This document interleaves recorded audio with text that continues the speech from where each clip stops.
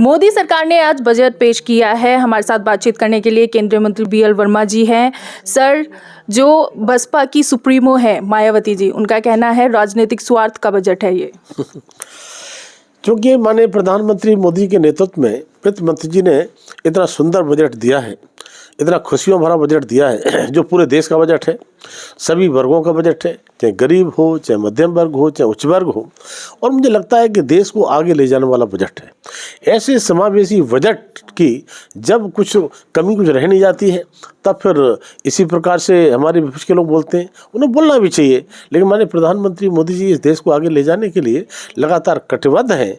और मैं कह सकता हूं कि ये बजट बहुत ही सुंदर बजट है। और ख़ास तौर से सभी वर्गों के साथ साथ, चाहे वो किसान हो, चाहे एमएसएमई के लोग हों, चाहे स्टार्टअप के लोग हों, चाहे पर्यटक से संबंधित हो या अन्य सहकारिता से संबंधित हो, सभी कुछ दिया है। लेकिन इनकम टैक्स में इतनी बड़ी लंबी छलांग लगाना, मुझे लगता है कि देश के किसी इनकम टैक्स पेयर ने ऐसा सोचा भी नहीं होगा कि इतनी बड़ी लंबी छलांग, जो 12 लाख तक हम चाहें तो टैक्स में 1 पैसा नहीं दें और हम 12 लाख तक की इनकम को सेव कर सकते हैं।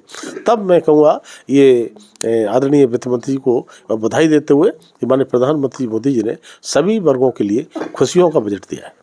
सर, आप कह रहे हैं खुशियों का बजट दिया है, जो कि कहीं ना कहीं मिडिल क्लास फैमिली खुश भी नज़र आ रही है। लेकिन यहाँ पे जो अखिलेश यादव हैं, वो कह रहे हैं कि बजट में आंकड़े छोड़िए और कुंभ में जो श्रद्धालुओं की मौत हुई है उनके सही आंकड़े दीजिए। देखिए, माननीय अखिलेश यादव जी समाजवादी पार्टी के नेता हैं, लेकिन मैं कहूँगा कि महाकुंभ पर उन्हें ज़्यादा राजनीति नहीं करना चाहिए। महाकुंभ लगा भी नहीं था, उससे पहले ही महाकुंभ के बारे में क्या क्या नैरेटिव फैलाने का काम करते थे। और जब माँ गंगा मैया ने सद्बुद्धि दी तो जाकर के संगम में डुबकी लगाई। और मुझे लगता है कि संगम में डुबकी लगाने के बाद में तो और उन्हें अच्छी अच्छी बातें करना चाहिए। लेकिन उसके बाद में पता चलता है कि वो केजरीवाल जी को समर्थन तो दे रहे हैं। तब मैं कहूँगा कि यमुना जी यहीं से निकल के जाती हैं और संगम में गंगा यमुना सरस्वती मिलती हैं, वहाँ उन्होंने जाकर डुबकी लगाई है।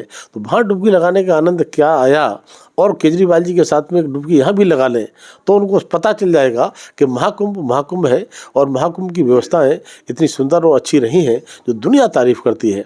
अगर एक घटना को छोड़ दिया जाए, लेकिन उस घटना को लेकर के हम सब दुखी हैं, पूरा देश दुखी हुआ है, लेकिन उस पर भी लोग राजनीति करते हैं, ये ठीक नहीं है। सर, बिहार की अगर बात करें, बिहार को कई तोहफे मिले हैं, जिस पर विपक्ष सवाल उठाते हुए नजर आ रहा है। कह रहा है कि बिहार में अभी मतदान होने वाला है, इसलिए ये सब जो है तोहफे मिले हैं बिहार को। देखिए, उन्हें सही चश्मा लगाएंगे तो लगेगा कि ये बजट पूरे देश का बजट है, पूरे देश के 140 करोड़ देशवासियों की खुशी का बजट है। और मैं कह सकता हूं कि केवल बिहार नहीं, और बिहार भी देश का हिस्सा है। और बिहार अगर विकास के रास्ते पर जाएगा तो देश विकास के रास्ते पर जाएगा। तब मैं कहूँगा कि बिहार की जनता भी देख रही होगी। अगर इस प्रकार का बिहार को लेकर कमेंट करेंगे तो बिहार की जनता समय आने पर सबक सिखाएगी, और सबक सीखेंगे तब उन्हें पता चलेगा कि हमने क्यों बोला था।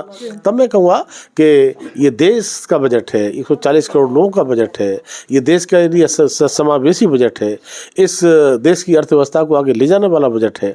और मुझे लगता है कि आज हम टॉप 5 में जहाँ अर्थव्यवस्था में खड़े हैं, आने वाले टाइम में कैसे टॉप 3 में हम पहुँचेंगे। और मुझे लगता है कि बजट उसमें बहुत बड़ा मील का पत्थर साबित होने वाला है। बहुत बहुत धन्यवाद सर। तो ये थे हमारे साथ केंद्रीय मंत्री बीएल वर्मा जी। कैमरा पर्सन चंदन के साथ मीनाक्षी श्रीयान, सुदर्शन न्यूज़, दिल्ली।